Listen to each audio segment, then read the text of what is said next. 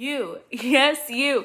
Please subscribe to our channel. Please support us. We are still growing and still trying to get there. Just thank you for just being here and just watching this video. It's amazing that you are here. But please hit that notification button, subscribe, like, share, comment, do whatever. Just help us grow this platform to make it amazing and just big, and just stay tuned for more, and let's get into the video. Hi guys, welcome to the world of your bowl of noodles, slurp noodles, and chat. Next episode. Today my guest is Precious Berry, who is a public speaker, youth activist, and an author. She's amazing. She goes to University of Washington, and I hope you enjoyed this episode. All right, Precious, do you want to tell us a little bit about yourself, who you are, and what you do? So my name is Precious Berry. I am a St. Louis native. I am attending Washington University in St. Louis as a sophomore. I am also a youth activist, public speaker, and author. I started around the age of 14 just trying to educate myself about politics, about history. I didn't really get that grasp when I was young, and I would say about 14, 15 years old. That's when I was like, okay, Precious, you have to do something, because in order for you to be a great asset in your community, you have to learn about where you come from. You have to learn about how to make moves in society and be a great representation for people of color, and to be able to just take force. So I've always just been advocating on that and making sure that I was not just the only one doing that, but I had other young people around my same age group with me in that process and being on the front lines. That's very important that we have representation in the Black community. One of the people that peoples I really look up to is Stacey Abrams. I love her so much, especially that she's a Black woman in a political field, and we don't see much of that. But it's amazing that more Black people are at least helping out, being like more represented in political areas as well. But I also wanted to highlight on like a moment where you felt like your voice was, when you realized the importance of your voice, because we don't understand how we can make an impact by just what we say. So what can you share like a moment where you felt like, oh, my voice is important? Yeah, so pretty much, when I first got involved in politics and everything, I fell like in love with our late great Congresswoman Shirley Chisholm. She was the first Black ever elected woman in 1972 for Congress, and she also was the first Black woman to run for our president in 1972. And I just loved how she was big on advocating for herself. And the reason why I bring Mrs. Shirley Chisholm up is because she stated, if they don't give you a seat at the table, bring a folding chair. And I just can recall so many times where I felt like I needed to bring that folding chair to the table to represent young people, because I will attend these board meetings, I'll attend these town hall meetings, I'll attend these meetings where I'll see hundreds of adults in the room and no young people. And then the crazy thing is that they'll be advocating for young people. But I'm like, how can you really advocate for something and you don't have people that is around in my age group to be a part of that conversation? So I knew that we had a lot of young people here in St. Louis involved in politics or involved in advocacy. It just wasn't like someone I can reach out to. We're like so scattered. So my goal was to reach out to other young people that I knew who was doing the work too in the community, and try to see, when we all come together, we'll be powerful in solidarity. That was just moments where I felt that young people weren't involved, was being in those rooms and feeling like we weren't a part of the decision-making process. And that is something that I continuously advocate for, is young people being a part of that decision-making process. And I can even talk about like mental health in a sense. I grew up in a household where like mental health wasn't really as of a priority when it comes towards like feelings or things that we see. And we see that a lot in Black households. And I remember asking myself the question, how can I still represent for myself even in environments where I feel like I should be seen? And I literally learned that Precious is because who she is now is because of the things that she's been through in her own household. And I had to learn to break those generational curses and own my voice, own who I am, own where I come from. I didn't come from a great community. I came from a community of poverty. I came from a school district that was provincially accredited. I came from violence and crimes and fought 2 minutes. I stayed 2 minutes away from the Ferguson movement when it was the Michael Brown movement in 2014. So I came from a lot, and I just had that background of always just trying to advocate for things. And, I'm just grateful to be able to just continue to just represent in a way that I can. I That's very amazing how you say that you want to be a representation for youth, because I feel like a lot of people, we don't, especially Generation Z, we don't have like a lot of people who represent us Yeah. really well. And so when I see some like people who are much older, and do not understand like who we are, I just get like, no, this is not who we are. And I wanted to know from you, have you seen an increase in representation of the youth, especially in this generation? I would say after the 2020 election, I have seen a lot of people, young people specifically, like involved in politics, involved in getting active in their community, voter registration. And I would say young people were influenced by a lot of these organizations that were getting out and to get young people involved in these processes. And to me, that is showing representation in our community. It's also having those vital discussions with young people. I know that a lot of people would say, I want to get young people involved, but I don't know how to do that or what steps should I take. And like I will always tell like a lot of people, like, my biggest advice for you all is to be relatable and transparent, because with me not coming from a place where I learned a lot about my history, I knew that once I had that deep discussion with my past teacher about history and a certain aspect of history, he changed my whole perspective of how I viewed society. And I'm like, man, if us people of color actually learn about our history, actually learn about where we come from, just imagine the moves that we can actually make in society. Just imagine how far we can go in life by just knowing our past and where we're coming from. And instead of choosing history over our own peace, but at the same time using it as a segue to continue to break those barriers and to continue to break generational curses or break things that has been bothering us in our schools and our communities, issues, I would say. So just getting back to your question, it was just more of like, if we get young people to where they are now in society, we have to also present young people with problems like, I don't know, what should I think of like a problem? I would say gun violence. Young people can relate a lot to gun violence. A lot of young people would say, even people my age, if we don't know a lot about politics and you ask an average person, average young person, what is something in your community that's bothering you? A lot of young people would say violence. And they'll say, I don't like the way our community is looking like. The environmental racism that we see. Start with things that are local so young people can actually know that, hey, these things are happening in my own backyard and I still can make a difference just by showing up, just by going to my city hall, just by reaching out to my nearest elected official. Those are the ways that we can get young people in a position of growing and still getting them involved, is by having those relatable and transparent conversations. It's very important. I did in eighth grade a research on AP African American history and the beginning of some of the topics that they were doing in Florida and in other states. And I feel like a lot of the time, identity does play a key role in like representation, because if you don't know who Yeah. you are, you don't know where you came from. Right.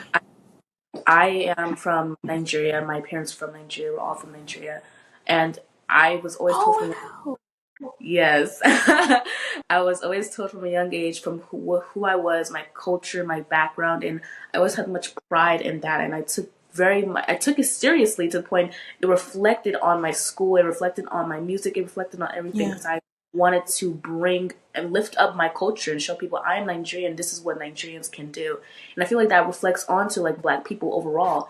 We learn who we are, learn what we can do, and we literally, like, if we can fix our minds to say I can't do this instead of I can do this, we can do so much more, and I know we can. But there comes challenges with that, and I wanted to know, Yeah. what challenges do you face while starting as a speaker, and how do you overcome them? Yeah. A lot of the challenges that I can say that I have faced as becoming a speaker would probably be a lot of imposter syndrome. You know, I'll self inflict that on myself first because it's like when you're getting out somewhere, you're like, oh my goodness, like I have this opportunity to represent on behalf of like a lot of these young people. And I'm like, I deal with a lot of stuff my own self. Like, you all trust me to be able to be the voice for a lot of young people. And I literally have to center myself in that perspective of like, Precious, you were called for something for a reason. If you weren't called to handle this specific mission, you won't be in that position. So Right. that gave me that motivation to like just keep going and keep striving. I would say as being a leader, that start by there first. I know you're a leader in society. Sometimes it can be dehumanizing, like everybody thinking that you're fine. Like, you can talk about mental health, you can talk about advocacy, you can talk about things that most matter to you, and a lot of people won't perceive you as not a person who really have emotions. Like, oh, you're precious, or oh, you're this, you can get through it, you're fine, you're a motivational speaker. But in actual reality, I've been going through things my own self.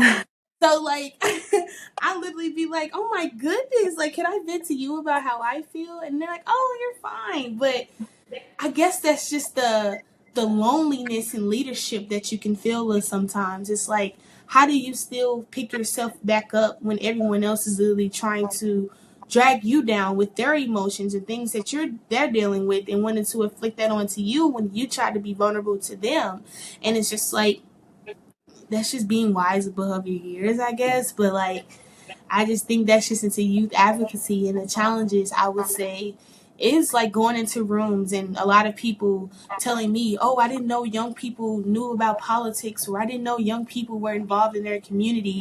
Can you tell me more? I didn't know people from your school district were smart, or were capable of being great students, or were capable of getting selected into higher institutions and prestigious institutions. And I'm like, yeah. So like, that gave me the motivation to know that I am called to rectify those misconceptions or rectify those stereotypes that might be on people that look just like me. And I am called to continue to do that work that is needed to be done and be that catalyst in any way, shape, or form.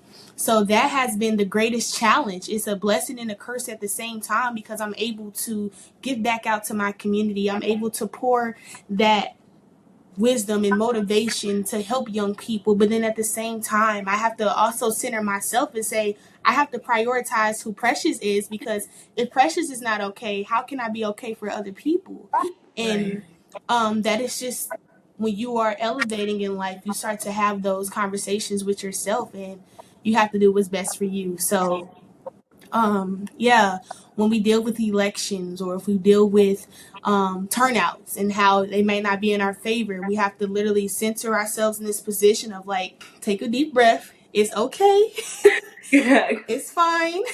How are we going to move forward? Right. So yes, the fight is never over. The fight is never over. There's always going to be something that we're going to continue to aid towards. So yes. Definitely connect with what you said about vulnerability. I feel Yeah. like a lot of the time people expect strong people to, and I don't want to connect this with black women, but I've heard the little saying of being a strong black woman, having your guard up and sticking to, and all my life I said, you know what, I can handle this. I can handle this. I don't need help. I can be my own leader. Because at a very young age, I had to learn how to, you know, be confident in who I am and to Right. not allow anyone to see the weak side of me. Because if I let anyone see the weak side of me, then they will think, oh, she's vulnerable or she's weak. She's not who I thought she was. And I feel like, no, it's not that. Like, you can be a strong person and still be vulnerable, and you can still, and you have permission to like express how you feel. And I feel like a lot of the time, what destroys strong people is that they isolate their emotions, that they start to like become so hard and so like distant. And if you want to connect with people, if you want to draw people, you have to sometimes be vulnerable in yourself and tell people how No, you feel. They will connect with you. But I definitely agree with that. I definitely agree. And I just feel like from that, we can have wonderful conversations and understand people's stories by just listening to their backgrounds. But Yeah. I want to know from you, for like being that you are So I've seen your all your talks, and I was like, wow, this girl is amazing with her like speeches, and I wanted to know, how do you measure the success or impact of your talks? Um, I would say one thing is I'll tell anybody this, and I'm a beginning public speaker. I've only been this for like 2 years now. Like I feel like I have years to learn. But be yourself. I cannot stress that enough. Be yourself. One thing about me that a lot of people love that I still don't understand is people say I'm very humorous, or like that I'm always goofy, or like I'm laughing all the time. But like and now that I'm kind of seeing it, like I love who I am. Like I love my personality. I'm slowly learning to love who I am because once I get to that era in my life, I feel like I can walk more confidently, not cocky, but more confident. And I think that was because of a lot of the things that I have experienced in my past from trauma and a lot of the things that, hurted me when I was younger. And like now I'm finally just walking into my purpose and walking into things that I know that God has sent me to do. And Right. when I do that, I feel so free. Like when I'm speaking to young people, I don't care if you're 5 years old. I feel like if I can talk with the 5-year-old kids, I can be myself with them. I can talk about Fortnite, even though 5 year olds should be playing Fortnite. But I can talk about TikToks. I could talk about reels with the high schoolers and how everything has been going. Like I feel like I could meet myself at each age group of my life in my life and also compare it to who I'm speaking in front of. And I think that I've learned that when I first got involved into speaking, I was speaking in front of grown adults, politicians, grown adults, a lot of people that were way above my age. And it kind of like aged me in a little bit mentally because I was like, okay, I have to show up for them. I have to be perfect for them. I have to dress a certain way for them. Since I'm representing a larger crowd of young people, I have to present myself in a certain way. And then I'm like, I go to these engagements where it's nothing but young people and I'm wearing suits and I'm talking with high vocabulary. And I'm like, they don't need all of that. They need a friend. They need they need somebody that can actually like tell them things they don't want to hear that they need to hear. Then they can also be my greatest teachers. As a speaker myself, I can learn from them. I'm like, they actually need somebody that can look like them. And that's why I'm so big with being relatable and being transparent. I'm also like that with like parents too. Like, yeah, I said no, it's a whole nother thing. You be relatable and transparent with your children. Oh my goodness, but still setting that boundary.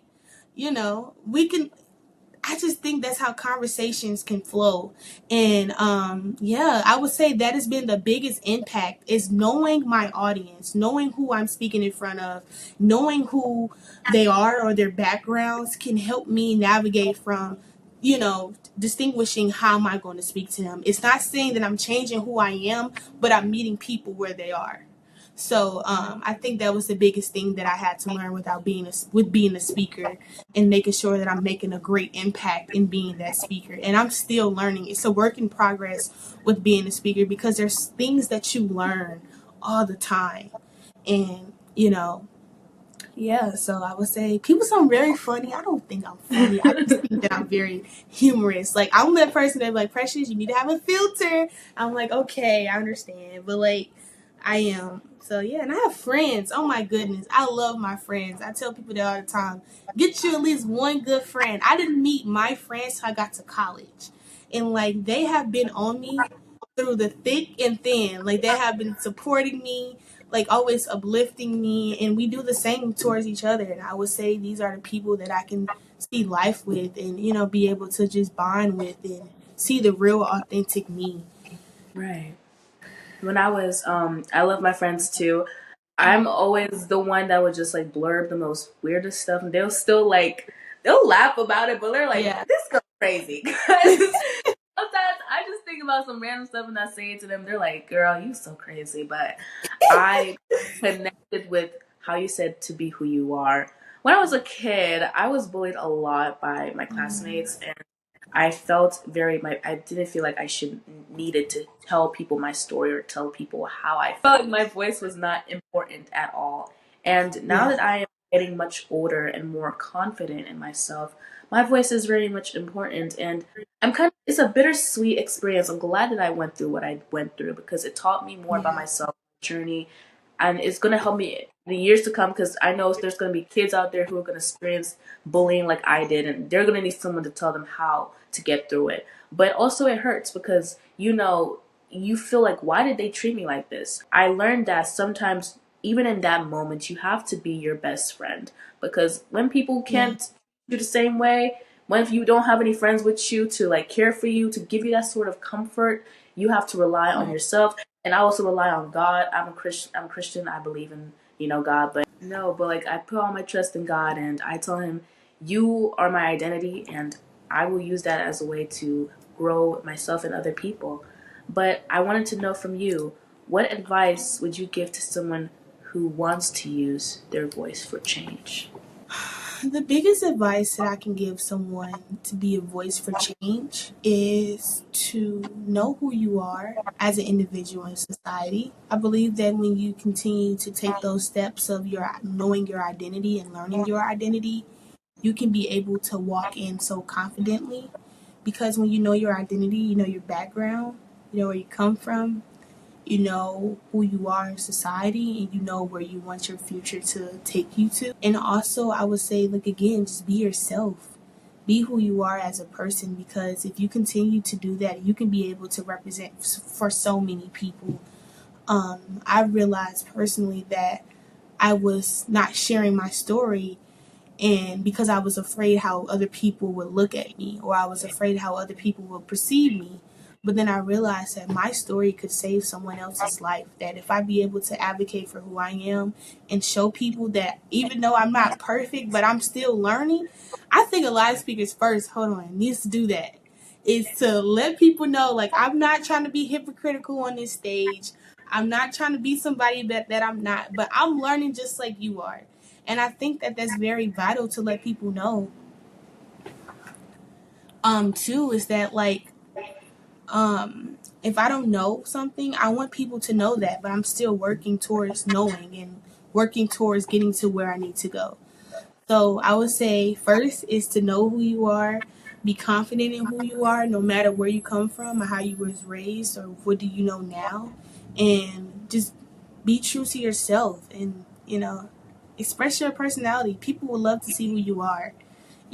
I think everybody is great. And that's the beauty of relationships and knowing, getting to know people. It's like who they are, their soul, and Right. yeah, I definitely agree with that. Overall, this whole episode was about highlighting about being who you are and staying true to your identity and not what other people say who you are. Because I feel like a lot of the time, us being youth, when we go to high school, college, middle school, elementary, even so, we like to depend on others to give us validation. We like to, peer pressure. We like to make people make us feel good. And sometimes you don't always need people to make you feel good. You always have to yeah, rely on yourself to make you feel good. Even in the worst time, even when I'm not feeling the best, I always tell myself I look amazing, even when I yeah. look a mess.